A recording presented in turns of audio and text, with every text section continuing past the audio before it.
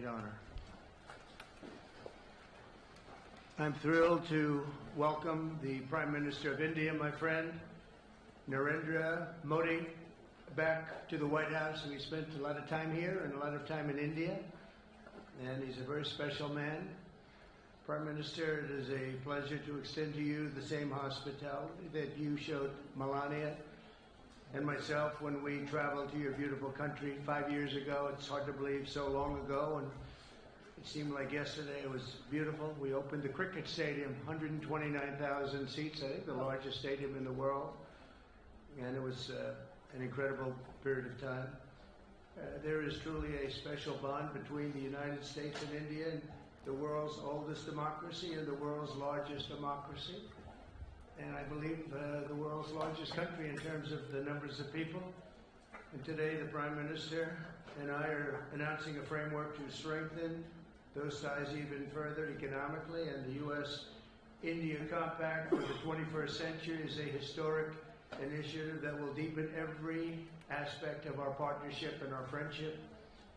Starting this year, we'll be increasing military sales to India by many billions of dollars. We're also paving the way to ultimately provide India with the F-35 stealth fighters.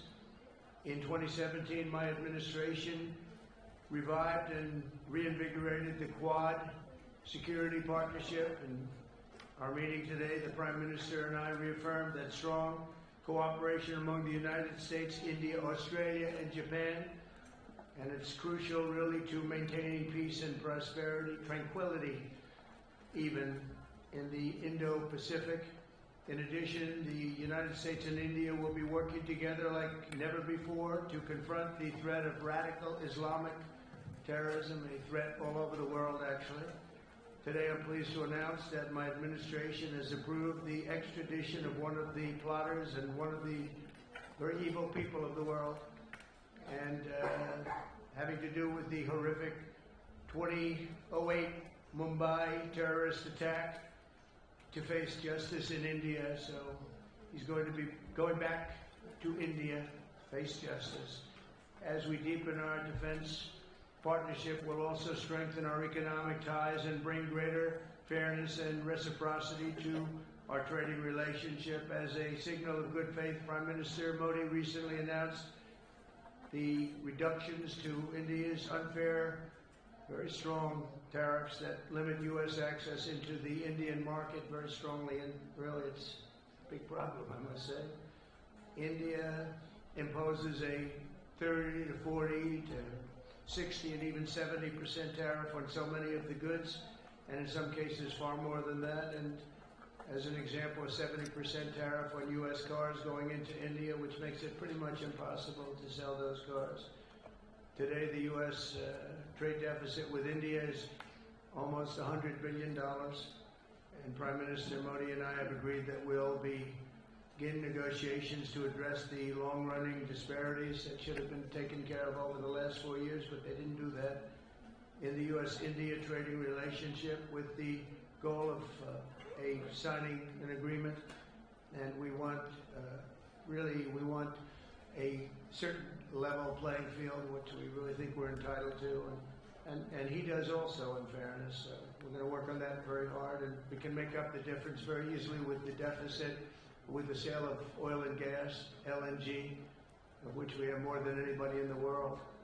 The Prime Minister and I also reached an important agreement on energy that will restore the United States as a leading supplier of oil and gas to India. It will be hopefully their #1 supplier, and the groundbreaking development for U.S. nuclear industry. India is also reforming its laws to welcome U.S. nuclear technology, which is at the highest level, into the Indian market. This will bring safe, clean, and affordable electricity to millions of Indians and tens of billions of dollars to the U.S. civilian nuclear industry in India. And under the framework we are announcing today, the United States and India are also joining forces to ensure that artificial intelligence and other advanced technologies are developed by two of the most advanced nations, intellectually and otherwise technologically, anywhere in the world. There's nobody very much closer. We have an incredible relationship there, and this is where it seems to be heading. And artificial intelligence, a very complex subject, but it seems to be where people want to be and they want to go, and we're leading right now by a lot, but other people will try to catch us. I don't know if they're going to be able to. We're going to make it available. We're going to make tremendous amounts of electricity available. We're going to let the people that are buying the electricity make their own electric plants, electric generation plants. And we've never done this in our country, but we're going to get it done very quickly. Lee Zeldin and his group are going to get the approvals in very rapid form. And we're calling it a national emergency, and that's exactly what it is. So we're going to remain at the top of the AI, or artificial intelligence, I think, for a long time to come, and we're going to be working very closely with India and other countries on that. But right now we're the leader by quite a bit. Finally, we agreed to work together to help build one of the greatest trade routes in all of history. It will run from India to Israel to Italy and onward to the United States, connecting our partners by ports, railways, and undersea cables, many, many undersea cables. It's a big development. It's a lot of money going to be spent, and we've already spent some, but we're going to be spending a lot more in order to stay advanced and stay the leader. I'm pleased to report that with today's announcements, the friendship between the United States and India is the strongest I believe it's ever been. I think our relationship is the best it's ever been between two leaders of the two countries, and it's an honor to say that. I'd like to now invite the Prime Minister to say a few words, and then we'll take some questions, and we appreciate you all being here. Thank you very much.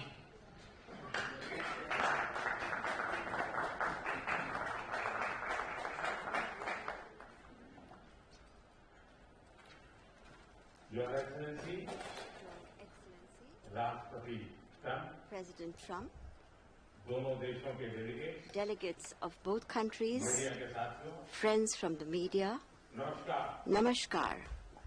सबसे पहले I would like to, first of all, राष्ट्रपति Trump को express मेरे शानदार my स्वागत heartfelt और gratitude आतिथ्य सत्कार के to लिए my dear friend President Hardik Trump आभार व्यक्त for करता the grand welcome and hospitality हूं। accorded to राष्ट्रपति me. ट्रंप ने President Trump's भारत और अमेरिका leadership संबंधों को has been instrumental in nurturing India-US ties जीवंत and making them vibrant. जिस उत्साह से I could feel उनकी पहली today टर्म में the same enthusiasm, the same enthusiasm, the same energy, the same commitment that we had worked with during our first term. आज की चर्चाओं में Our discussions today उनके पहले टर्म में highlighted हमारी उपलब्धियों का our Santosh pride in our accomplishments during his first गहरे term, आपसी विश्वास the का deep mutual trust that we share, साथ ही and नए also लक्ष्यों को प्राप्त the करने का resolve to attain new goals. हम मानते हैं We कि भारत also और अमेरिका का साथ और सहयोग that the partnership एक बेहतर and विश्व को cooperation between India and the US can shape a better world. Friends, America के लोग the people of America राष्ट्रपति ट्रंप के are aware motto of President Trump's Make motto, America Great Make Again, America Great Again, यानी or मागा से परिचित MAGA. The people of America are well aware Bharat of के लोग it. भी The people of India too विरासत और विकास की are पटरी पर focusing on विकसित both Bharat heritage and development 2047 के as they दृढ़ move संकल्प को forward लेकर at a fast pace Tej and गति शक्ति with a से firm resolve विकास की to ओर अग्रसर ensure a developed India by 2047. America की भाषा में कहूं If I were to say this, तो विकसित borrowing भारत का an मतलब expression from America, Make India our vision Great for a Again. developed India is to make India great again, or MEGA. जब America और भारत When America and साथ India मिलकर काम करते हैं work together, यानी that is, मागा when MAGA मागा When it's MAGA plus MEGA, तब बन जाता it है becomes mega MEGA, partnership a mega partnership for prosperity. और यही mega And it is this mega spirit हमारे लक्ष्यों को that gives नया new स्केल scale और स्कोप and देगी। scope to our objectives. Friends, आज हमने today द्विपक्षीय व्यापार we have also set ourselves the 2030 target तक of दो more गुना से than भी अधिक doubling बढ़ाकर our bilateral trade $500 to billion attain तक $500 बढ़ेगा। billion by 2030. हमारी Our टीमें teams एक will पारस्परिक work लाभकारी on concluding trade very agreement soon को a mutually beneficial trade agreement Bharat की ऊर्जा in सुरक्षा, order to ensure India's energy security. Oil We तथा will गैस focus ट्रेड को on trade in oil and gas. ऊर्जा infrastructure में Investment निवेश भी in बढ़ेगा। energy infrastructure will also nuclear energy increase. क्षेत्र में In the हमने area of nuclear small energy, modular reactor we की दिशा also में discussed सहयोग बढ़ाने पर increasing भी cooperation बात की। on small modular reactors. Friends, Bharat की डिफेंस प्रिपेयर्डनेस में America अमेरिका plays की an important role in India's defense preparedness. Strategic और ट्रस्टेड पार्टनर As के नाम पे strategic and हम trusted joint partners, development we are moving joint forward production actively और towards transfer of joint technology की development, दिशा में joint production, and transfer आगे बढ़ of रहे हैं। technology. आने वाले समय में In the भी times to come as well, नई टेक्नोलॉजी new technologies और and इक्विपमेंट equipment हमारी क्षमता will बढ़ाएंगे। enhance our हमने capacities. Autonomous systems We industry have decided to alliance launch launch the करने का Autonomous Systems निर्णय Industry लिया। Alliance, अगले दशक के लिए a defense defence cooperation framework framework for बनाया the जाएगा। next decade will be prepared. Defence Defense interoperability interoperability, logistics logistics, repair repair, और मेंटेनेंस and भी maintenance will इसके मुख्य भाग होंगे। also be its key components. 21वीं Friends, सदी the 21st century technology is driven a technology-driven century. लोकतांत्रिक मूल्यों में Close विश्वास रखने cooperation वाले देशों in the के area of technology between countries that believe in democratic values पूरी can मानवता give new direction, नई दिशा strength, शक्ति and opportunities और अवसर दे to the entire humanity. Bharat और America India and the US artificial will intelligence jointly work in areas of artificial intelligence, quantum semiconductors, biotechnology quantum, तथा biotechnology, में मिलकर and काम several करेंगे। other technologies. आज हमने Today, trust we also trust यानी agreed on trust, which stands for transforming relationships utilizing strategic technology. इसके Under अंतर्गत this, critical mineral our focus will be on establishing strong supply chains for critical minerals, advanced materials, and pharmaceuticals. Lithium We और rare earth जैसे have also strategic decided mineral के to लिए launch recovery a recovery and processing initiative for strategic minerals like lithium and rare earths. Space के क्षेत्र में We America have से had हमारा करीबी close सहयोग cooperation रहा। with the US in the area of ISRO space. और नासा के आपसी सहयोग से बनाई The Nisar NISAR satellite satellite, developed with mutual cooperation between ISRO and NASA, will soon be flying into space on an Indian launch vehicle. Friends, Bharat और America की partnership साझेदारी between India and the US लोकतंत्र strengthens और लोकतांत्रिक democracy मूल्यों and strengthens democratic values and systems. Indo Pacific में शांति We will work together to enhance peace, stability, and prosperity in मिलकर काम the करें। Indo-Pacific. इसमें the Quad will play a special role in this. During the Quad Summit scheduled to be held in India this year, we will expand cooperation in new areas with our partner countries. Under the IMEC and I2U2, we will work together for the development of economic corridors and in the area of connectivity. India and US will stand strongly together in the fight against terrorism. We agree that in order to eliminate cross-border terrorism, we need concrete actions. And I'm very grateful to President Trump that in 2008, somebody who carried out genocide in India, that criminal is now going to be handed over to India, and I'm grateful to President Trump for this. And appropriate action will be taken in the courts in India. Friends, the Indian community living in the US is an important link in our relations. In order to further deepen our people-to-people ties, India will soon open new consulates in Los Angeles and Boston. These will be new consulates. We have invited American universities and educational institutes to open their offshore campuses in India. President Trump, I am grateful to you for your friendship and strong commitment towards India.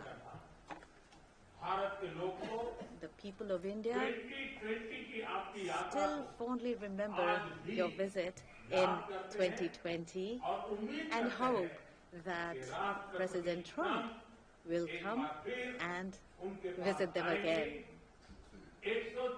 On behalf of 1.4 billion Indians, I invite you to visit India. Thank you. Thank you very much. Thank you very much.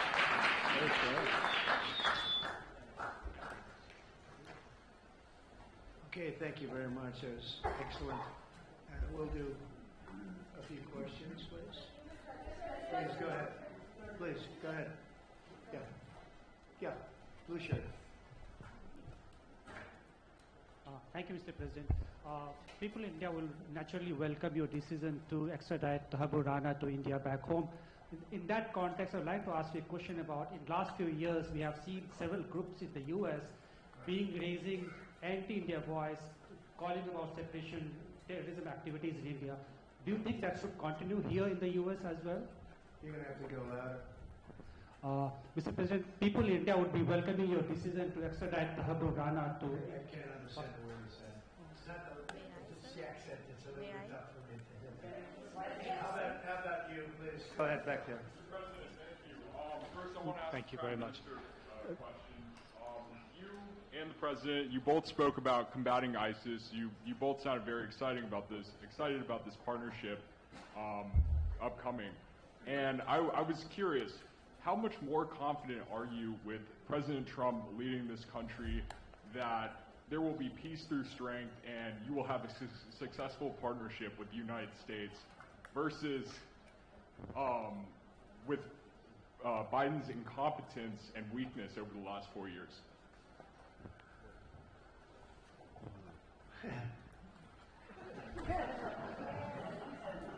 That's your question, but I'll answer it. I agree with you.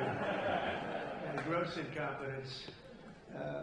We're going to have a fantastic relationship, and it has been, look, the whole world's been set back over the last 4 years by the weakness of the United States, the weak leadership of the United States, but I think we've taken care of it in just 3 weeks. It seems to me that even some of the media that we wouldn't prefer has been writing that this is a much different country right now, that the world has a light over it, not only our country, but the whole world.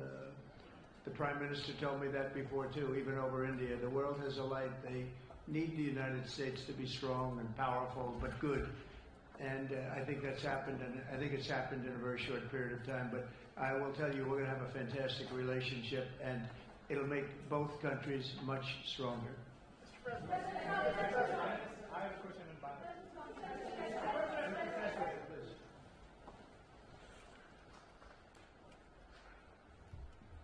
Okay, Geeta Mohan from India Today, sir. I'll just take my colleague Lalit Jha's question forward because you can Okay, understand. fine. The question is about the fact that you've decided to extradite Tahabur Rana. Thank you so much. India has been waiting to have him back in India to bring him to justice. But there are many other elements in the United States of America, particularly Khalistani separatists who've been working against Indian interests. How is the United States of America going to cooperate on that front with India? There have been allegations that have been leveled against Indian agencies by the Biden administration. Are you going to relook that with Tulsi Gabbard as DNI now? Well, I don't think India had a very good relationship with the Biden administration. They wouldn't sell them oil and gas, which is rather hard to believe because it's a good thing to do. And a lot of things happened that weren't very appropriate, I thought, between India and the administration, the Biden administration. But as you said, we're giving a very violent man, it seems to me, and I don't know that he's been convicted yet or will be, but let's assume he's a pretty violent person. We're giving him back to India immediately, and there are more to follow because we have quite a few requests. So we work with India on crime, and we want to make it good for India, and it's very important. So that kind of a relationship is very important to us. Okay? Go ahead, please. Go ahead. Thank you. Mr. President, you've repeatedly called India a big abuser of trade and said it is really difficult to do business in India because of tariffs. You announced reciprocal tariffs today. I am hoping you can speak about what kind of reciprocal tariffs India can expect. Are you willing to make any concessions? And how can India head off these tariffs? I also have one for the Prime Minister. Well, India's been, to us, just about the highest tariffed nation anywhere in the world. They've been very strong on tariffs. I don't blame them necessarily, but it's a different way of doing business. It's very hard to sell into India because they have trade barriers, very strong tariffs. We are right now a reciprocal nation. We are going to, if it's India or if it's somebody else with low tariffs, we're going to have the same. We're going to have whatever India charges, we're charging them. Whatever another country charges, we're charging them. So it's called reciprocal, which I think is a very fair way. We didn't have that. I was going to do that in my other term, and we had the greatest economy ever in the world.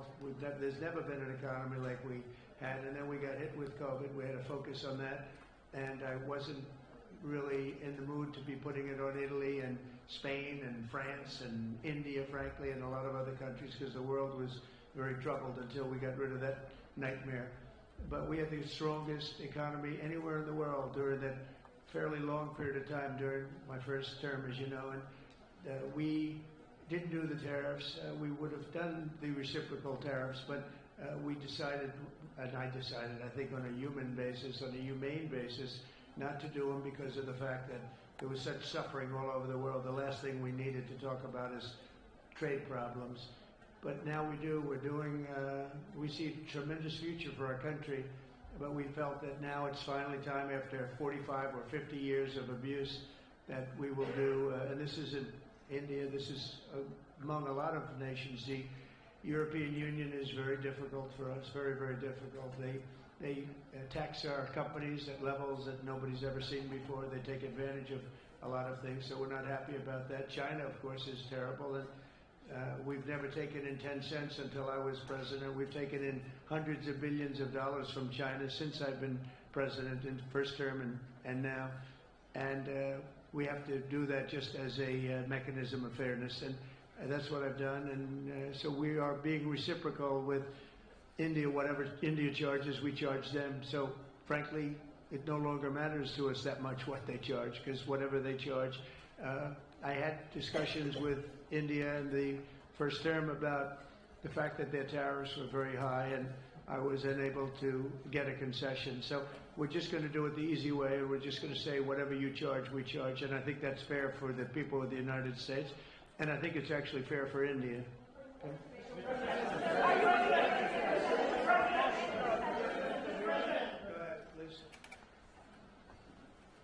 Ask to the Prime Minister. A question for the Prime Minister, please. Ask to the Prime Minister, please. Sorry. Yoshita Singh with Press Trust of India. Thank you, Mr. President. Prime Minister, the U.S. is giving a lot of push to curb illegal immigration, and India has been cooperating on this issue. How does India see this issue in the larger context? Thank you.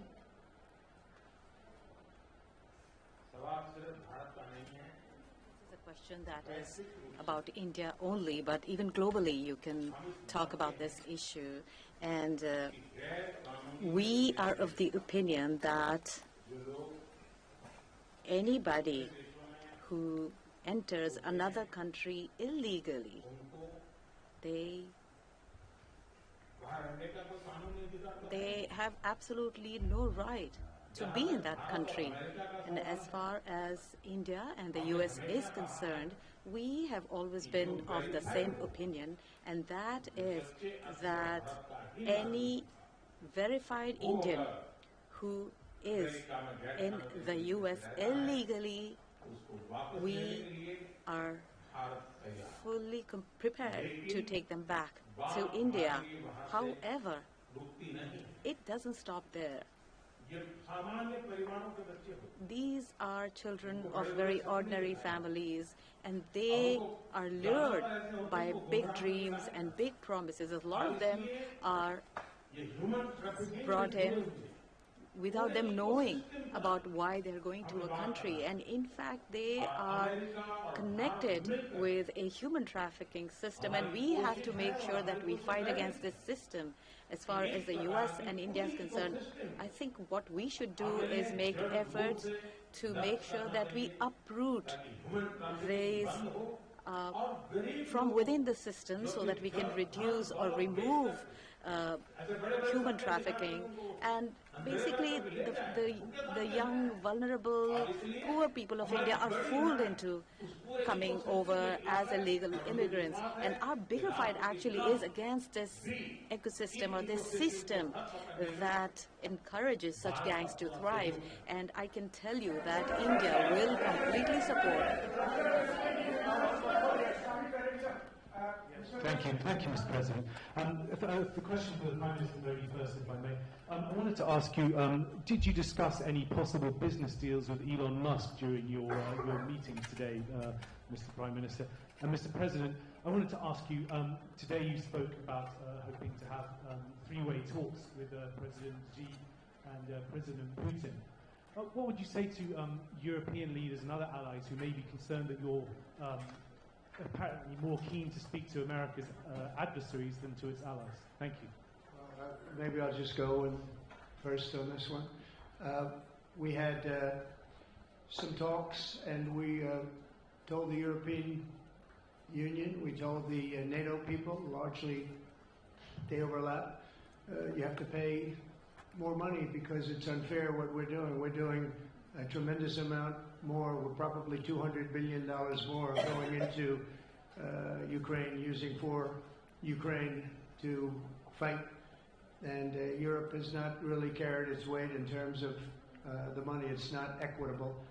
And we want to see a counterbalance. We want to have them put up more money. They have to do that. At the same time, we had a very good conversation with President Putin yesterday, and we also had a very good conversation. I did in both cases, with President Zelensky. And I think we're going to be able to do something. I think we're going to be able to make a deal.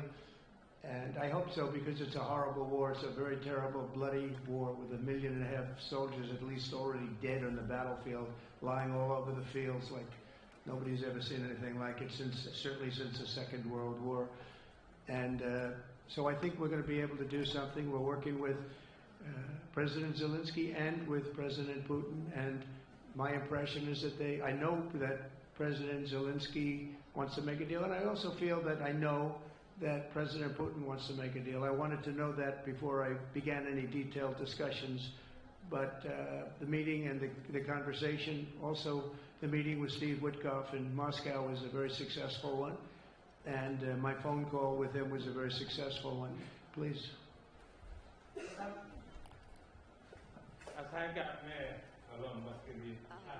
asked a question regarding Elon Musk. I have known him for a very long time.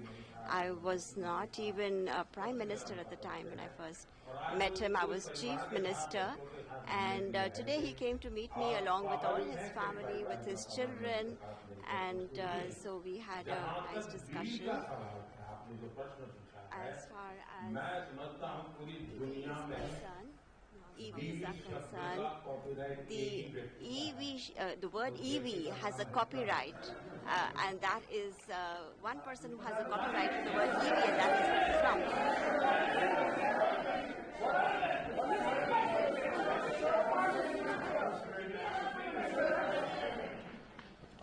Thank you, Mr. President. Can I ask whether you discussed at all today the case of Gautam Adani, who's one of the wealthiest men in Asia and perceived as an ally of Prime Minister Modi?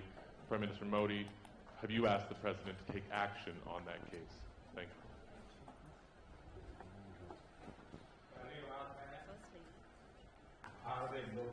India is a democratic country, and our culture and our thought philosophy is Vasudhaiva Kutumbakam, which basically means that the entire world is a family.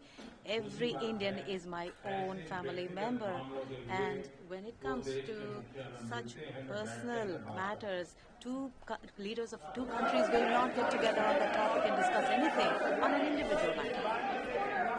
Go ahead, please. Yeah, please. Sir, go ahead, please. Yes. Thank you, Mr. President. Thank you, Mr. Prime Minister. I have a question for you as well. But, Mr. President, you have suggested, with regards to the Russia-Ukraine war, you've suggested several things that Ukraine should give up. The idea of NATO membership, territory that was seized back in 2014 by Russia. What should Russia give up? Russia has gotten themselves into something that I think they wish they didn't. If I were president, it would not have happened. Absolutely would not have happened. And it didn't happen for 4 years.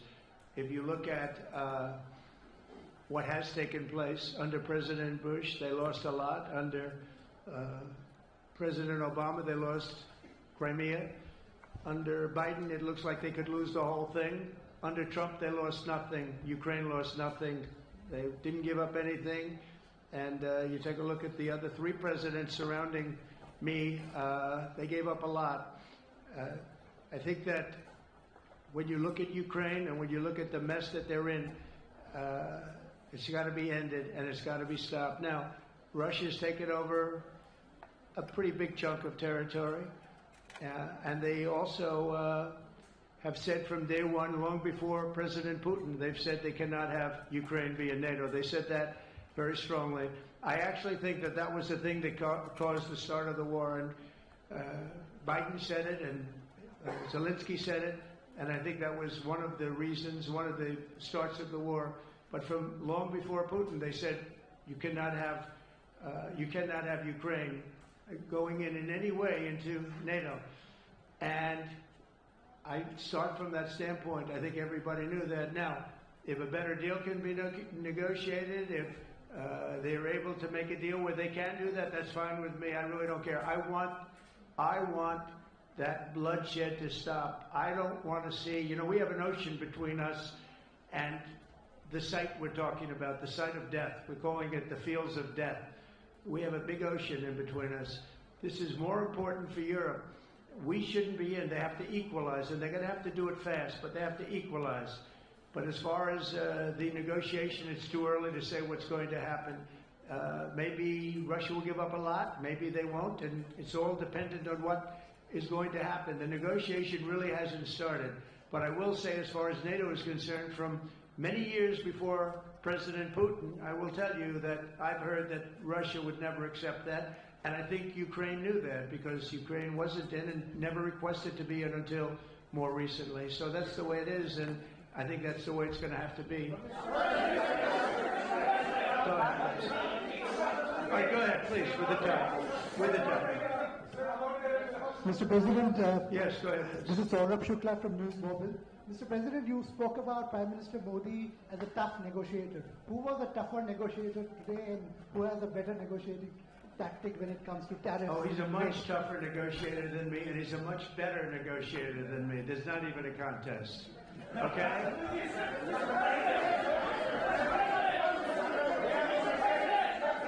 Yeah, go ahead, please. Go ahead. Go ahead. Reena Bhardwaj from ANI. How do you see this relationship between the India and the United States to counter China? And what is your vision when it comes to India, brokering peace in the Ukraine and Russia conflict? Well, I think we're going to have a very good relationship with China. I got along with President Xi very well until COVID. That was a bridge too far. But until then, I got along with President Xi very, very well. We were very close as leaders go.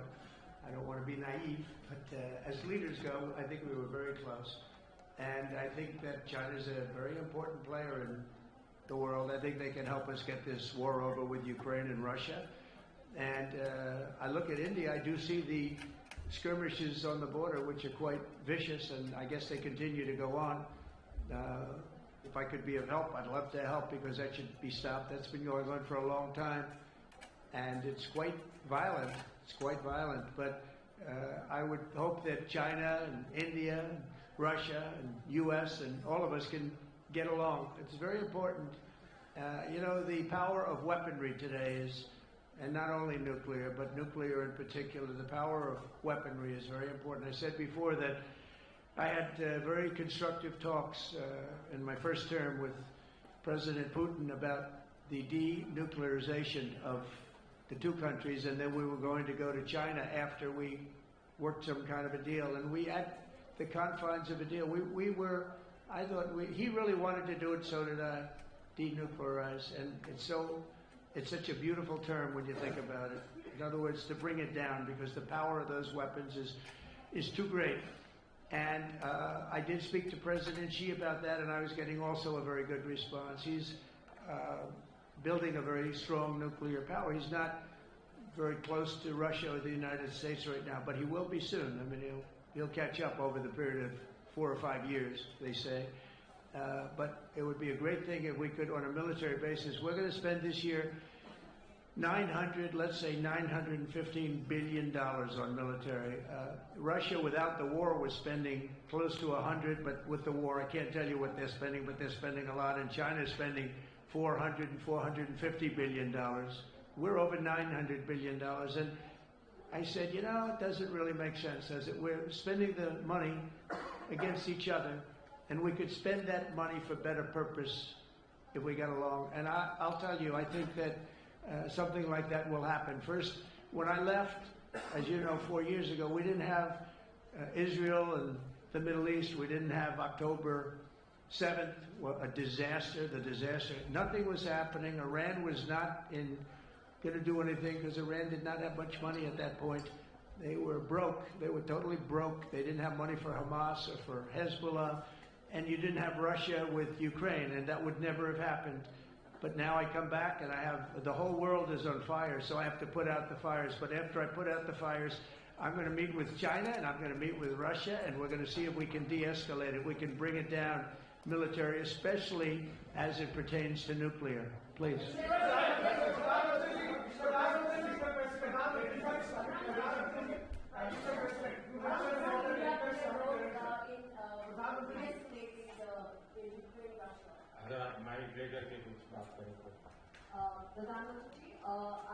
Prime Minister, how do you see India's role? You have had discussions with President Trump about de-escalating the conflict in Russia and Ukraine. As you know, I have been in constant contact with both Russia and Ukraine. I have also visited both countries, and many people are mistaken and they feel that India is neutral. I would like to clarify, India is not neutral. We have taken a side, and we have taken the side of peace.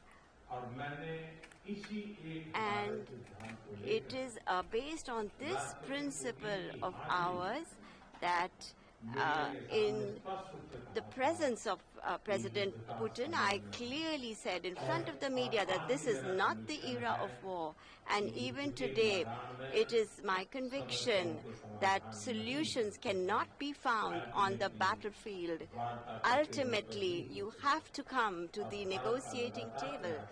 And India has constantly made efforts that there are talks that take place where both parties are present. It is only then that we will find a solution. The efforts being made by President Trump, I support them, I welcome them, and I would like that President Trump is successful as soon as possible so that the world is on the path to peace once again. Everybody, thank you very much. Thank you very much. And I very much appreciate the Prime Minister visiting our great country, and I do really appreciate it. We have so much in common, and all we want to do is have peace, and we want to have strength, and we want to have lots of different things together. But the relationship with India and with the Prime Minister has never been better. Thank you very much. Keep your seats. Keep your seat. Keep your seat.